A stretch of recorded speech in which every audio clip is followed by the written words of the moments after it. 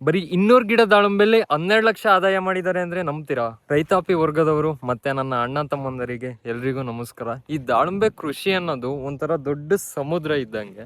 ಅದ್ರಲ್ಲೂ ಒಬ್ರು ರೈತರು ಇವತ್ತು ಬರೀ 200 ಗಿಡ ದಾಳಿಂಬೆಲಿ 12 ಲಕ್ಷ ಆದಾಯ ಮಾಡಿದ್ದಾರೆ ಅಂದ್ರೆ ನಂಬ್ತೀರಾ? ಇವತ್ತು ಆ ಫ್ಲಾಟಿಗೆ ವಿಸಿಟ್ ಮಾಡ್ತಾ ಇದ್ದೀನಿ. ಯಾವ ತರ ಬೆಳೆದ್ರು, ಯಾವ ತರ ಮೇಂಟೆನೆನ್ಸ್ ಮಾಡಿದ್ರು ಅಂತ ನಿಮಗೆ ಇವತ್ತು ಅವ್ರ ಹತ್ರನೇ ಕೇಳಿ ನಿಮಗೆ ಡೀಟೇಲ್ಸ್ ಆಗಿ ತಿಳಿಸ್ಕೊಡ್ತೀನಿ. ನಿಮಗೆ ಒಂದು ಸ್ವಲ್ಪ ಹೆಲ್ಪ್ಫುಲ್ ಆಗಿರ್ಲಿ. ಕನ್ಸಿಡೆನ್ಸಿ ಯಾವ ತರ ತೋರಿಸ್ತಿದ್ರು, ಯಾವ ತರ ಮೇಂಟೆನೆನ್ಸ್ ಮಾಡಿದ್ರು ಅಂತ ಅವ್ರ ಹತ್ರನೇ ಕೇಳಿ ತಿಳ್ಕೊಂಡ್ರೆ ಇನ್ನೂ ಚೆನ್ನಾಗಿರುತ್ತೆ. ಬನ್ನಿ ಇವಾಗ ಅವ್ರನ್ನ ಪರಿಚಯ ಮಾಡ್ಕೊಳ್ಳೋಣ. ಬ್ರೋ, ನಿಮ್ಮ ತಮ್ಮ ಹೆಸರು? ನನ್ನ ಹೆಸರು ಭರತ್ ಸರ್. ಭರತ್ ಅಂತನಾ? ಅಲ್ಲಿ ಕೇಳ್ಪಟ್ಟೆ 190 ಗಿಡದಲ್ಲಿ 12 ಲಕ್ಷ ಆದಾಯ ಮಾಡಿದ್ದಾರೆ ಅಂತ. ಹಾಂ ಸರ್, ಲಾಸ್ಟ್ ಇಯರ್ ಆ ಥರ ಬಂತು ಬೆಳೆ. ಇದು ಲಾಸ್ಟ್ ಇಯರ್ ಅದು 3ನೇ ಬೆಳೆ. ಅಂದರೆ ಗಿಡಗಳು 4 ವರ್ಷದ ಗಿಡಗಳಾಗಿತ್ತು. 4 ವರ್ಷದ ಗಿಡನ? ಈಗ ಇದು ಈ ಇಯರಲ್ಲಿ ಇದು 5ನೇ ವರ್ಷ ಇದು. ಹಾಂ 200 ಗಿಡ ಇದ್ವು. ನೀವು ತೆಗಿಬೇಕಾರೆ ಒಂದೊಂದು ಗಿಡ 5 ಬಾಕ್ಸ್ ಹಿಡ್ದಿತ್ತು ಕಾಯಿ. ಒಂದೊಂದು ಗಿಡ 50 kg ಕಾಯಿ ಹಿಡ್ದಿತ್ತು ಒಂದು ಗಿಡ. ಬಟ್ ಆ ಟೈಮಲ್ಲಿ ಮಾರ್ಕೆಟಿಂಗು ಅದೇ ಥರನೇ ಇತ್ತು, ರೇಟು ಚೆನ್ನಾಗಿತ್ತು. ಒಂದು 200 ರುಪೀಸು ಆ ಥರ ಪರ್ ಕೆ ಜಿ ಇತ್ತು. ಆ ಥರ ಇತ್ತು. ಹಂಗಾಗಿ ಬೆಳೆನೂ ಹಂಗೆ ಬಂದಿತ್ತು, ಮಾರ್ಕೆಟಿಂಗು ಎರಡೂ ಒಟ್ಟಿಗೆ ನಮಗೆ ಎರಡೂ ಆ ಥರ ಕೋಇನ್ಸಿಡೆನ್ಸು ಒಂದೇ ಟೈಮಲ್ಲಿ ಸಿಕ್ಕಿದ್ರಿಂದ ಆ ಬೆಳೆ ಹಂಗೆ ಸಿಕ್ತು. ಇಲ್ಲ ಅಂದಿದ್ರೆ ಆ ಬೆಳೆ ನಾವು ಎಕ್ಸ್ಪೆಕ್ಟೇಷನು ಇಟ್ಟಿರಲಿಲ್ಲ. 10 ಲಕ್ಷ ರೂಪಾಯಿಯೂ ಸಿಗ್ತಿರ್ಲಿಲ್ಲ, ಇನ್ನು ಜಾಸ್ತಿನೂ ಸಿಕ್ತು. ನಿಮ್ಮ ಶ್ರಮ ಪಟ್ಟು ಮಾಡಿರೋದಕ್ಕೆ ಪ್ರತಿಫಲ ಮಾಡಿದ್ದೀವಿ. ಬಟ್ ಅದೇ ಡಾಕ್ಟ್ರ್ ಸಜೆಷನ್ ತಗೊಂಡು ಅವ್ರು ಹೇಳಿದ್ನ ಆನ್ ಟೈಮಿಗೆ ಮಾಡಿರೋದ್ರಿಂದ ಇನ್ ಟೈಮಿಗೆ ಕೊಟ್ಕೊಂಡು ಆ ಥರ ಹೇಳಿದ್ನೆಲ್ಲ ಫುಡ್ ಎಲ್ಲ ಕೊಟ್ಕೊಂಡು ನಾವು ಪ್ರತಿನಿತ್ಯ ಇಲ್ಲೆಲ್ಲ ನೋಡ್ಕೊಂಡು ಸ್ಪ್ರೇಗಳ್ನೆಲ್ಲ ಅವ್ರು ಸಜೆಸ್ಟ್ ಮಾಡಿದ ಥರನೇ ಆಯಾ ಟೈಮಿಗೆ ಮಾಡ್ಕೊಂಡು ಹೋಗಿರೋದ್ರಿಂದ ಬಂದೈತೆ. ಇಲ್ಲ ಏನೋ ಒಂದು ಸ್ವಲ್ಪ ಡಿಲೇ ಮಾಡಿದ್ರು ಹೆಚ್ಚು ಕಡಿಮೆ ಸ್ಪ್ರೇಗಳೆಲ್ಲ ಹೆಚ್ಚು ಕಡಿಮೆ ಆದ್ರೂ ಅವು ಫಿನಿಶಿಂಗ್ ಸರಿಯಾಗಿ ಬರೋಲ್ಲ, ಕಾಯಿಗಳಾಗಲಿ ಇದಾಗೋದಾಗಲಿ ಆ ಥರ ಆದರೆ ಏನಾದರೂ ಏನೇ ಬೆಳೆ ಬೆಳೆದ್ರೂ ಕ್ವಾಲಿಟಿ ಇಲ್ಲ ಆ ಥರ ಇದ್ರೂ ಸಿಗ್ತಿರ್ಲಿಲ್ಲ ಅಷ್ಟು. ಈ ಗಿಡ ಆಗ್ತಾಗಿಂದ ಯಾವ ಡಾಕ್ಟ್ರು ರೆಫರ್ ಮಾಡ್ತಾ ಇದ್ದೀರಾ? ಶ್ರೀನಿವಾಸ ರಾಜು ಡಾಕ್ಟ್ರು. ಹೌದಾ? ಫಸ್ಟ್ನೇ ಬೆಳೆಲೇನೋ ನಾವೇನೋ ತೋರಿಸಿರ್ಲಿಲ್ಲ. ಒಂದು 2-3 ಬೆಳೆಯಿಂದ ಶ್ರೀನಿವಾಸ ರಾಜು ಸರ್. ಹೌದಾ? ಇವಾಗ ಮಾರುತಿ ಅಣ್ಣನ? ಮಾರುತಿ ಸರ್. ಲಾಸ್ಟ್ ಇಯರ್ ಇಂದಲೂ ಮಾರುತಿ ಸರ್ ಬರ್ತಾ ಇದ್ದಾರೆ ಸರ್ ಜೊತೆ. ಓಕೆ ಓಕೆ, ಬನ್ನಿ ಬ್ರೋ. ಈಗ ನೀವು ಏನು ಡಿಸ್ಟೆನ್ಸ್ ಅಲ್ಲಿ ಹಾಕಿದ್ದೀರಾ? ಡಿಸ್ಟೆನ್ಸು ಇದು ಗಿಡ ಸ್ವಲ್ಪ ಸ್ಟಾರ್ಟಿಂಗ್ ಗೊತ್ತಾಗ್ಲಿಲ್ಲ, ಹತ್ರ ಆಗ್ಬಿಡ್ತು. 10 ಅಡಿ ಹಾಕಿದ್ವಿ. ಬಟ್ ಫಸ್ಟ್ ಇಯರ್ ನಾವು ಇದು ಪಾಲಿಹೌಸ್ ಒಳಗಡೆ ನಾವು ಬೇರೆ ಬೇರೆ ಬೆಳೆ ಹಾಕಿದ್ವಿ. ಮಾರಿಗೋಲ್ಡ್ ಆ ಥರ, ಫ್ಲವರ್ಸು, ಕ್ಯಾಪ್ಸಿಕಮ್ ಈ ಥರ ಬೆಳಿತಿದ್ರು ನಮ್ಮ ದೊಡ್ಡಪ್ಪರೆಲ್ಲ. ನಾವು ಬಂದಮೇಲೆ ಆಮೇಲೆ ಫಸ್ಟ್ ಇಯರ್ ಅದ್ರೊಳಗಡೆನೆ ದಾಳಿಂಬೆ ಹಾಕ್ಬಿಟ್ವಿ. ಅದರಲ್ಲಿ ಡಾಕ್ಟ್ರು ಪಾಲಿಹೌಸ್ ಇದು ಸೂಕ್ತ ಅಲ್ಲ ದಾಳಿಂಬೆ ಬೆಳೆಗೆ, ಡೈರೆಕ್ಟ್ ಸನ್ಲೈಟ್ ಬೀಳಲ್ಲ, ಮಳೆ ನೀರು ಏನು ಬೀಳಲ್ಲ, ವೆದರ್ ಸರಿಯಾಗಲ್ಲ ಅಂತ ಅಂದಾಗ ಫಸ್ಟ್ನೇ ಬೆಳೆ ತೆಗೆದ ತಕ್ಷಣ ನೆಕ್ಸ್ಟು ತೆಗೆದಾಗ ಓಪನ್ ಏರ್ ಈ ಥರ ಪಾಲಿಹೌಸ್ ತೆಗೆದು ಇದು ಮಾಡಿದ್ವಿ. ಡಿಸ್ಟೆನ್ಸು ಇನ್ನೂ ಜಾಸ್ತಿ ಬಿಡಬೇಕು ಅಂತಾರೆ ಕೆಲವರು. ಈಗ ನೋಡಿ, ನಾವು ಈಗ 4ನೇ ಬೆಳೆ ತೆಗೆಯೋದ್ರೊಳಗಡೆ ಗಿಡ ಕೂಡ್ಕೊಂಡು ಸ್ಪ್ರೇ ಮಾಡೋಕ್ಕೆಲ್ಲ ಓಡಾಡೋದು. ಈಗ ಹೆಂಗಿದೆ ಅಂದ್ರೆ ಸ್ಪ್ರೇ ಮಾಡೋಕ್ಕೂ ತುಂಬಾ ಇದಿದೆ. ಕಟಿಂಗ್ ಮಾಡಿಸಿದ್ರು ಈ ಕಟಿಂಗ್ ಮಾಡಿಸಿದಾಗ ಸ್ವಲ್ಪ ಜಾಗ ಆಗುತ್ತೆ ನಮಗೆ, ಸ್ವಲ್ಪ ಆಗುತ್ತೆ. ಬಟ್ ಮತ್ತೆ ಗಿಡ ಕಾಯಿ ಬಂದು ಬ್ರಾಂಚಸ್ ಎಲ್ಲ ಬಂದಾಗ ಮತ್ತೆ ನುಗ್ಗಕ್ಕಾಗಲ್ಲ. ನಾವೆಲ್ಲ ಗುಜ್ಜು ಕೊಟ್ಕೊಂಡು ಎತ್ಕೊಂಡು ಹಂಗ್ ಮಾಡ್ಬೇಕು. ಎಮರ್ಜೆನ್ಸಿ ಸ್ಪ್ರೇ ಹೊಡಿಬೇಕಾದ್ರೂ ತುಂಬಾ ಕಷ್ಟ ಆಗುತ್ತೆ. ಅದಕ್ಕೇನೆ ಅಂತರ ಗಿಡದಿಂದ ಗಿಡ ಸ್ವಲ್ಪ ಜಾಸ್ತಿ ಇದ್ದಷ್ಟು ನಮಗೇನು ಒಳ್ಳೇದು, ಗಿಡನೂ ಚೆನ್ನಾಗಿ ಗ್ರೋತ್ ಚೆನ್ನಾಗಾಗುತ್ತೆ, ಇರತ್ತೆ. ಸ್ವಲ್ಪ ಏನೋ ಗಿಡಗಳು ಕಡಿಮೆ ಇಡಿಸ್ತಾವ ಅಷ್ಟೇನೆ. ಏನೊಂದು 20-30 ಗಿಡ ಕಡಿಮೆ ಇಡಿಸ್ಬೋದು. ಈಗ 1 ಎಕರೆಯಲ್ಲಿ ನಾವು ಒಂದು ಎಕರೆನೂ ಇಲ್ಲ, ಒಂದು 350 ಗಿಡ ಹಾಕಿದ್ವು. ಬಟ್ ಅದೇ ಗಿಡಗಳು ಹೋದ್ವು. ಇದೇನೋ ಡಿಸೀಸ್ ಸ್ಟಾರ್ಟ್ ಆಗಿ ಡೈಬ್ಯಾಕ್ ಅಂತ ಸ್ಟಾರ್ಟ್ ಆಗಿ ಗಿಡಗಳು ಫಸ್ಟ್ ಪ್ರತಿ ಬೆಳೆಯಲ್ಲೂ ಒಂದು 30-40 ಗಿಡ ಹೋಗ್ತಾನೆ ಇದ್ದಾವೆ. ಏನು ಅಂದರೆ ಒಂದು 350-400 ಜಾಸ್ತಿ ಗಿಡ ಇಡಿಸ್ತವೆ ಅಂದ್ಕೊಂಡು ಹತ್ರ ಹಾಕಿವು. ಈ ಥರ ಪ್ರಾಬ್ಲಮ್ ಈ ಥರ ಆಗ್ತಿದೆ. ಮೇಲೆ ಹಾಕಿದ್ರೆ ಒಂದು ಸ್ವಲ್ಪ ಪರವಾಗಿಲ್ಲ, ಆರಾಮಾಗಿ ಸ್ವಲ್ಪ ಓಡಾಡ್ಬೋದು. ಸ್ಪ್ರೇಗಳಾಗೆಲ್ಲ ಅರ್ಜೆಂಟಾಗಿ ಎಮರ್ಜೆನ್ಸಿ ಮಾಡೋಕ್ಕೆ ಸರಿ ಆಗುತ್ತಲ್ಲ, ಎಲ್ಲ ಇದಾಗಲ್ಲ, ಚೆನ್ನಾಗುತ್ತೆ. ಹೌದು. Okay okay okay. ಮೇಂಟೆನೆನ್ಸ್ ಎಲ್ಲ ನೀವು ಒಬ್ಬರೇನ ಮಾಡ್ತಿರೋದು ಅಥವಾ ನಿಮ್ಮ ತಂದೆ ನಾವು ಜೊತೆಯಲ್ಲಿ ಮಾಡ್ತಿದ್ದೀರಾ? ಅಂದ್ರೆ ಒಬ್ಬರೇ ಮೇಂಟೈನ್ ಮಾಡೋಕ್ಕಾಗಲ್ಲ. ಒಬ್ಬರೇ ಮಾಡ್ಬೋದು. ಅಂದರೆ 1 ಎಕರೆ ಮಾಡ್ಕೊಂಡ್ರು ಮಾಡ್ಬೋದು. ಬೇರೆ ಚೆನ್ನಾಗಿ ಐಡಿಯಾ ಇತ್ತು ಅಂತಂದರೆ ಇನ್ನೂ ಜಾಸ್ತಿನೂ ಮಾಡ್ತಾರೆ. ಲಾಸ್ಟ್ ಈಗ 10-15 ಇಯರ್ಸ್ ಬ್ಯಾಕೆಲ್ಲ ಹಾಕಿದ್ರಲ್ಲ, ಅವರಿಗೆಲ್ಲ ಚೆನ್ನಾಗಿ ಐಡಿಯಾ ಇದೆಯಲ್ಲ, ಅವರೆಲ್ಲ ನಾವೆಲ್ಲಿ ಒಂದು 300-400 ಗಿಡ, ಕೆಲವರೆಲ್ಲ 1000 ಗಿಡನೂ ಮೇಂಟೈನ್ ಮಾಡ್ತಾರೆ ಇದರಲ್ಲಿ.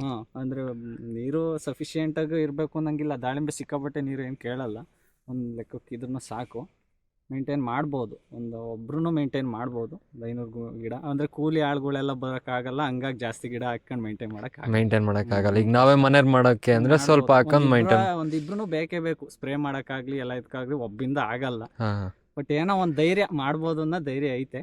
ಬಟ್ ಮಾರ್ಕೆಟಿಂಗು ಚೆನ್ನಾಗಿರ್ಬೇಕು, ಇಳುವರಿನೂ ಚೆನ್ನಾಗಿ ಬರಬೇಕು. ಅವಾಗ ಏನೋ ಪರವಾಗಿಲ್ಲ. ಒಂದು ಇಲ್ಲ growth ಅಂದ್ರೆ ಫಸ್ಟ್ನೇ ಬೆಳೆ ಎರಡನೇ ಬೆಳೆಯಲ್ಲೂ ಏನೇ ಮಾಡಿದ್ರು ಮಾರ್ಕೆಟಿಂಗ್ ಅಲ್ಲಿ ಲಾಸ್ ಆಗೋದು, ಇಳುವರಿ ಬಂದ್ ಆ ಥರ ಎಲ್ಲ ಆದ್ರೆ ರೈತರಿಗೆ ಬೇಜಾರಾಗ್ತಾರೆ. ದಾಳಿಂಬೆ ಕೃಷಿಲಿ ನೀವು ಸಕ್ಸಸ್ ಕಂಡಿದ್ದೀರಾ. ನಿಮ್ಮನ್ನ ನೋಡಿ ಕಲಿಬೇಕು ಅಂದ್ರೆ ನೀವು ಯಾವ ತರ ಮೇಂಟೈನ್ ಮಾಡ್ತಿದ್ದೀರಾ ಗಿಡಗಳನ್ನ? ಗೊಬ್ಬರ ಆಗ್ಲಿ, ಮತ್ತೊಂದಾಗ್ಲಿ, ಸ್ಪ್ರೇ ಆಗ್ಲಿ?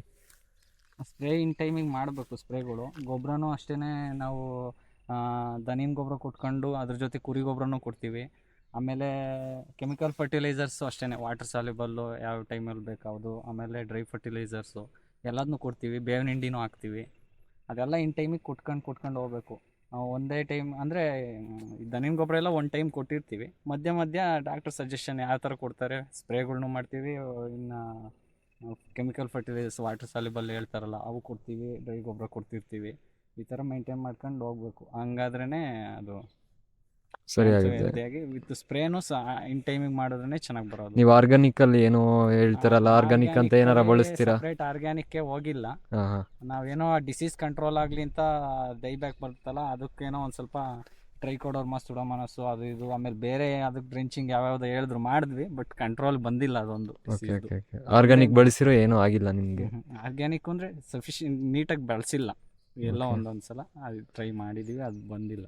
ನೀವು ಮೆಡಿಷನ್ ಎಲ್ಲ ಇದನ್ನ ಮಾಡ್ತಾ ಇದ್ದೀರಿ, ಮೆಡಿಷನ್ ಜ್ಯೂಸ್ ಪ್ರತಿ ಕಂಪಲ್ಸರಿ ನೀವು ಇದನ್ನ ಮಾಡ್ತಾನೆ ಇದ್ದೀರಾ? ಕಂಪಲ್ಸರಿ. ಈಗ ನಿಮ್ಮ ಮಳೆ ಟೈಮು, ಮೋಡ ಆಗೋದು, ಆ ಟೈಮಲ್ಲಿ ಏನಾದರೂ ನಿಮಗೆ ರೋಗ ಈಗ ಏನಾದರೂ ಬರ್ತಾ ಇರುತ್ತಾ?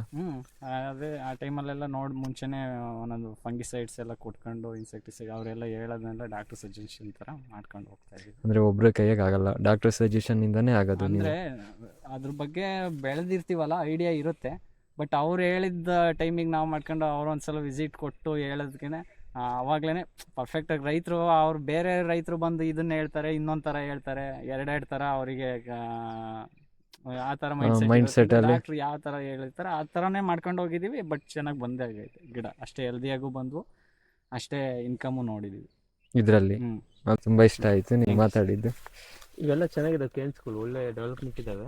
ಅದೇ ಸರ್ ಲಾಸ್ಟ್ ಟೈಮ್ ಹಂಗೇನು ಏನು ಮೆತ್ಕೊಳೋದು ಆ ಥರ ಇಲ್ಲ. ಅದೇನು ಏನಂತಂದ್ರೆ ಒಂದ್ಸತಿ ನೀನು ಶಾಂಪು ಸರ್ಪ್ ನೀರು ಹೊಡಿ ದಬಾಶಿ, ಮತ್ತೆ ಮೈತುತ್ತ ಸುಣ್ಣ ಹೊಡೆದಿಲ್ಲ ಅಲ್ವಾ ಸರ್? ಅಲ್ಲ, ಈಗ ಕಡಿಮೆ ಐತೆ. ಮೈತುತ್ತ ಸುಣ್ಣ ಹೊಡೆದಿಲ್ಲ, ಅದು ಬೋರ್ಡ್ ಲಿಕ್ವಿಡ್ ಎಲೆ ಮೇಲೆ ಕುತ್ಕೊಂತಂದ್ರೆ ಇದ್ರಲ್ಲಿ ಹೊಡೆದಾಗ ಅಬ್ಸರ್ವ್ ಮಾಡಲ್ಲ, ಅದು ಉದ್ರಲ್ಲ. ಸೊ ಹಂಗಾಗಿ ನೀನೇನು ಮಾಡ್ತೀಯ, ಒಂದ್ಸತಿ ನೀನು ಇದ್ರಲ್ಲಿ ಹೊಡೋದಕ್ಕಿಂತ ಮುಂಚೆಲೆ ಇದೆಲ್ಲ ಹೋಗ್ಬೇಕಂದ್ರೆ ಒಂದ್ಸತಿ ಸರ್ಪು ಇಲ್ಲ ಶಾಂಪು ದಬಾಸಿ ಹಾಕಿ ಹೊಡಿ, ತೊಳಿಲಿ ಅಷ್ಟೇನೆ ಸಾಕು. ಹಾಕಿ ತೊಳಿ, ಕಟಿಂಗ್ ಮಾಡಿಸಿ. ಕಟಿಂಗ್ ಆದ್ಮೇಲೆ ಡೆವನೋ ಚೆನ್ನಾಗಿ ಡ್ರೈ ಆಗೈತಲ್ಲ DAPದು ಆ ಥರ? ಇಲ್ಲ, ಏನು ಬೇಡ, ಡ್ರೈ ಐತೆ. ಡೆವನೋ ಆಕ್ಷನ್ 505 ಸ್ಪ್ರೇ ಮಾಡಂತೆ.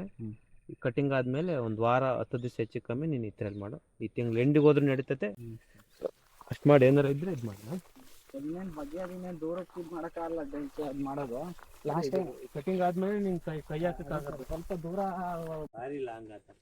7ನೇ ತಿಂಗಳಾದ್ಮೇಲೆ ನಾವು ಹಣ್ಣೆಲ್ಲ ಕೊಟ್ಟು ಮುಗಿಯೋದು 8 ತಿಂಗಳು ಆಯ್ತು, 8-9 ತಿಂಗಳು.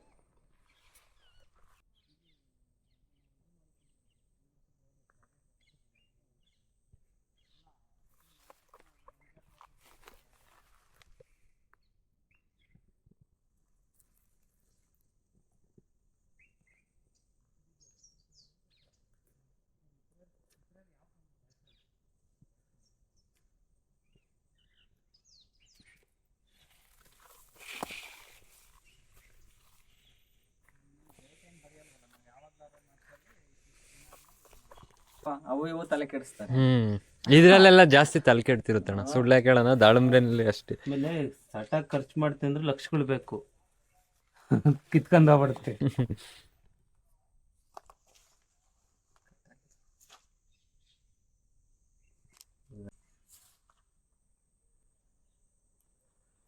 ಆಮೇಲೆ ಕನ್ಸಿಸ್ಟೆನ್ಸಿ ಇರುತ್ತೆ.